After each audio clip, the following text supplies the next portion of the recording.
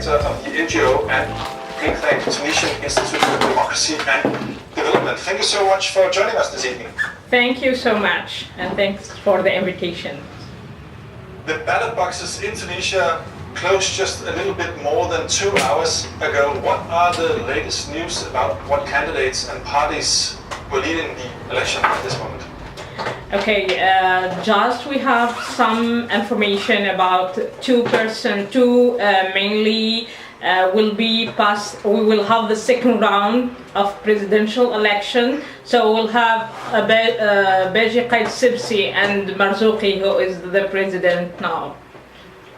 So we'll probably be going into a second round because no one is going to hit this 50% mark in the first round.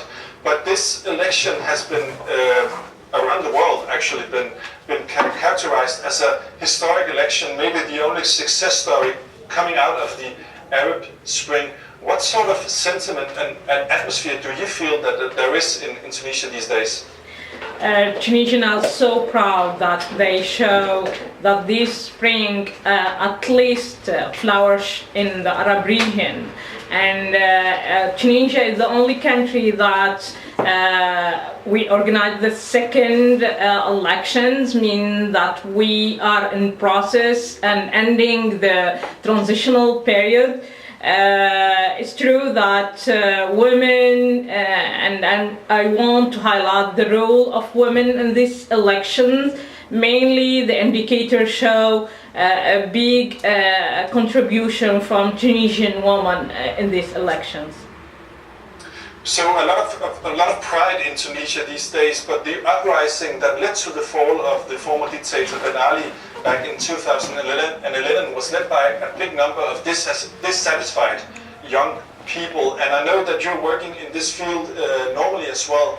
Is there a reason that these youth, the Tunisian youth, should be satisfied about the situation today? Unfortunately, Tunisian youth are not satisfied about what happened in political sphere because there is a lack of empowerment of the youth and a lack of participation in the political decision making, and mainly few parties who give the opportunity for the youth to be in their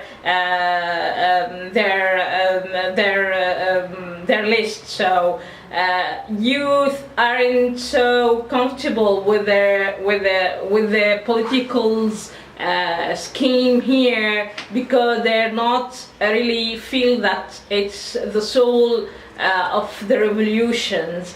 With the high now, we are still suffer of the high rate of employment and social problems. So we still have a high number of unemployed youth, and we most might remember that the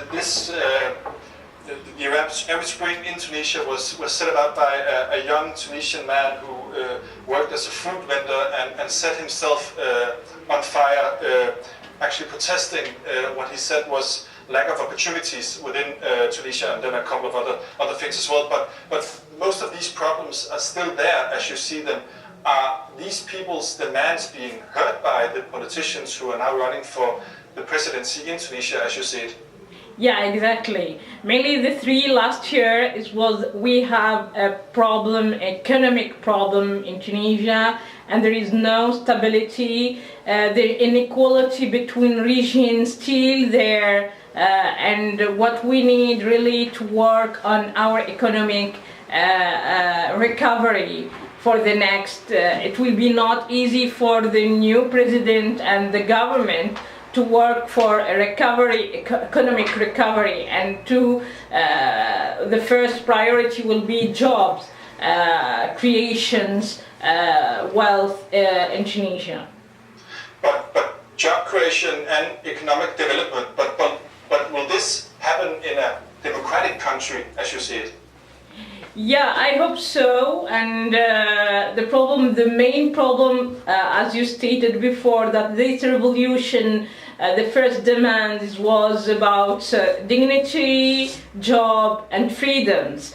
Now in Tunisia, I can say it's something that we are so proud. We have the freedom of expression, so we are expressed freely on the streets, etc. However, about the economic right, we are still not on the good stride. So we need more and to work for, and the new government, the president also should work on that. Fadíة, Qasimi, thank you so much for joining us this evening.